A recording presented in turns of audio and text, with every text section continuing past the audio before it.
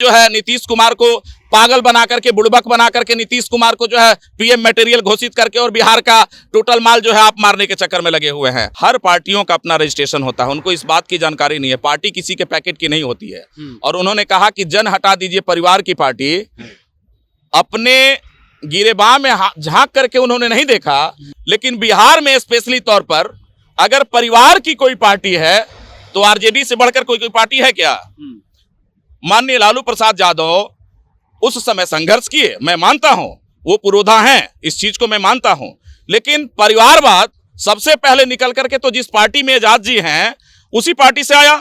श्री तेजस्वी यादव के बगल में जगतानंद सिंह बैठते हैं, दाहिने साइड में, बाएं साइड में जो है तेजस्वी के जो है बगल में शिवानंद तिवारी जी बैठते हैं। उसके बाद क्या कहते हैं, प्रभुनाथ जी बैठते हैं। आप पिछड़ों की वकालत करने कहाँ देते हैं?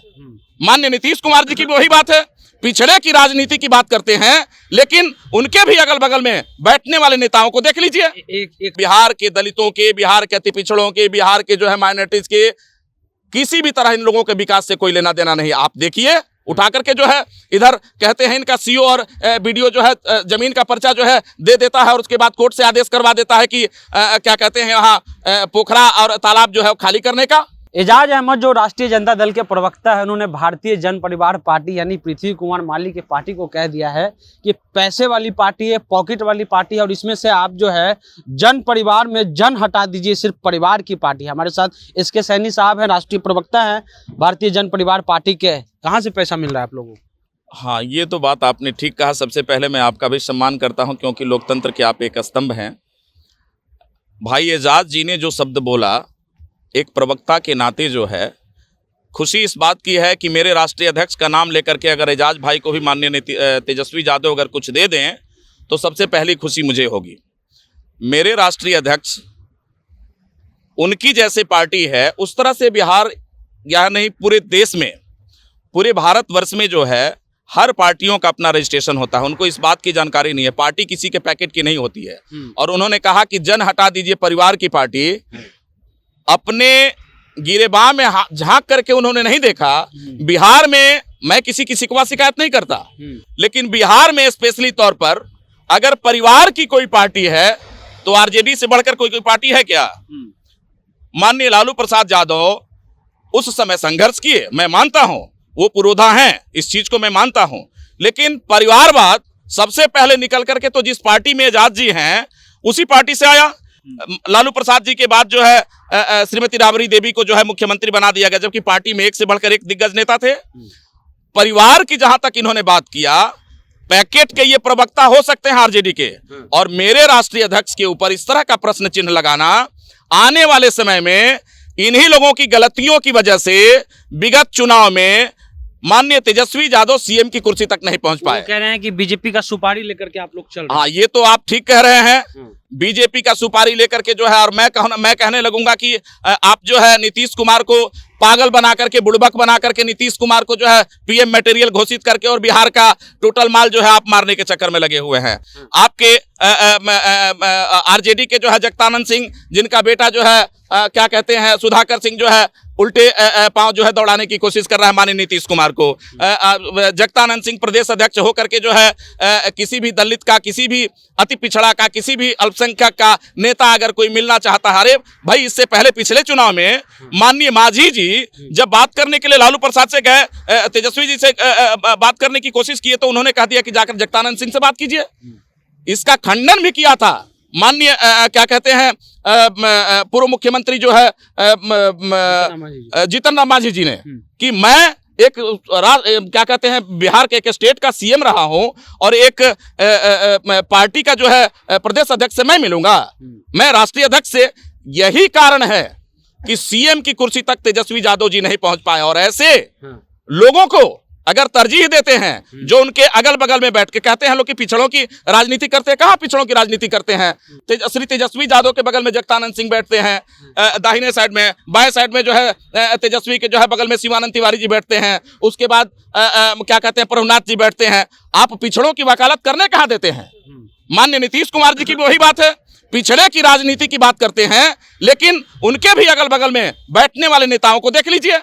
एक सवाल है, वो कह रहे हैं कि अच्छा एक बात बताइए, कितना पैसा दिया है बीजेपी आप लोगों को? अरे भाई, माननीय मेरे राष्ट्रीय अध्यक्ष को अगर कोई पैसे की बात करे तो हमसे आकर के ले ले पैसा। मैं खुद कहूंगा, मैं तो चाहता हूं पैसे की बात करने की, जहां तक बात आप कह रहे हैं, आप जो है एक बार भी आपने नहीं सोचा। आपने इससे पहले मैंने आपसे बताया पत्रकार साहब कि सीएम न बनने का मलाल सबसे पहले एक अति पिछड़ा के लीडर्स को, जो क्या कहते हैं मुकेश सहनी जी रहे, आपके जीतन राम मांझी जी रहे, आपके जो है क्या कहते हैं अन्यत्र जो भी पार्टी, जो भी लोग हैं, इनके विरुद्ध में अगर जाएंगे, अगर ये नहीं सुनेंगे। उतना लंबा नहीं जाना है। आपसे खुन्नस किस बात का है? अरे भाई, बढ़ते हुए जनाधार को देख करके जो है, कुढ़ने का तो खुन्नस नहीं। आरजेडी और जेडीयू के लोग पूरी तरह से अपना आपा खो चुके हैं और आने वाले समय में आप देखिएगा कि 2024 में इन लोगों ने नहीं चेता तो मेरे राष्ट्रीय अध्यक्ष के द्वारा बिहार में पूरी तरह से जो है, चंपारण से हो सकता है कि मेरी यात्रा शुरू हो। अभी जो माननीय नीतीश कुमार जी यात्रा कर रहे हैं, समाधान यात्रा, ये समाधान यात्रा नहीं है, व्यवधान यात्रा है। आपको मैं दावे के साथ कह देता हूं कि इस व्यवधान यात्रा से बिहार की जनता को पुनः अब कुछ नहीं मिलने जा रहा है, क्योंकि ऐसे ऐसे लोग, ऐसे ऐसे प्रवक्ता और ऐसे ऐसे लोग इनकी पार्टी में हैं, इनके अगल बगल बैठने वाले लोग, इनसे जो है बिहार के दलितों के, बिहार के अति पिछड़ों के, बिहार के जो है माइनॉरिटीज के, किसी भी तरह इन लोगों के विकास से कोई लेना देना नहीं। आप देखिए, उठा करके जो है इधर कहते हैं इनका सीओ और वीडियो जो है जमीन का पर्चा जो है दे देता है और उसके बाद कोर्ट से आदेश करवा देता है कि क्या कहते हैं यहाँ पोखरा और तालाब जो है खाली करने का।